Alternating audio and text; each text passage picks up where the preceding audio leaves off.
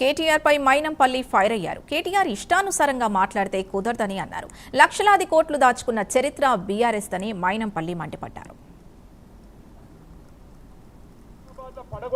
అమెరికాల 100 ఎకరాలు, కెనడాల 1000 ఎకరాలు, బయట రాష్ట్రాలలో బయట దేశాలలో మొత్తం ప్రాపర్టీస్ ఉన్నాయి. హైదరాబాద్ లో పడగొట్టింది ఏం రా నువ్వు? హైదరాబాద్ ఏమంటావు? హైదరాబాద్ ఓటర్స్ మాకేసిరని. హైదరాబాద్ ఓటర్స్ అందుకు వేయలేరు రా భయ్. కేటీఆర్ గుర్తు చేసుకో, వీడు పెద్ద సైకోగాడు, వీడు రేపు మళ్ళా నాశనం పట్టిస్తాడు. ప్రభుత్వం వచ్చేటట్టుంది, ఏదైనా జిమ్ముకులు చేసి 100% ఇలా ప్రభుత్వం వస్తుందని నోటేసిరు. నువ్వేమంటున్నావు? ట్రైలర్ నడుస్తుంది, వీళ్ళ సినిమా ఫ్లాప్ అయిందంటున్నావు. ఫ్లాప్ కాదురా, ఫస్ట్ హాఫ్ లోనే మీరు ఫ్లాప్ అయ్యారు. హైదరాబాద్ లో, గ్రేట్ హైదరాబాద్ లో అయింది, మెజారిటీ సీట్లు మాకు వచ్చినాయి అంటున్నావు కదా. ఊరు వాళ్ళేమో వాళ్ళు ఆలోచించరు, అరే ఈ ప్రభుత్వం బాగలేదని తీసి బండగొట్టిరు.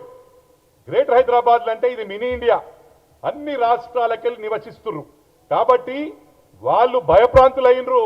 రేపు మళ్ళీ వీళ్ళు ప్రభుత్వంకి వస్తారు, ఇట్లయినా వస్తే మా అందరు నిలగొడతారని భయపడి ఓట్లు వేసిండ్రు. సరే, ఈ ఫస్ట్ హాఫ్ లోనే ఖతమైంది కదా రాబాయ్ మీరు. ఇప్పుడు సగం సినిమా అయింది అంటే 5 సంవత్సరాల 2.5 years అయినా నువ్వు ఎందుకు రావులకి పడతావు? ఊకే నువ్వు ఇచ్చినవరా మ్యాండేట్? ప్రజలు ఇచ్చిరు మాకు మ్యాండేటు.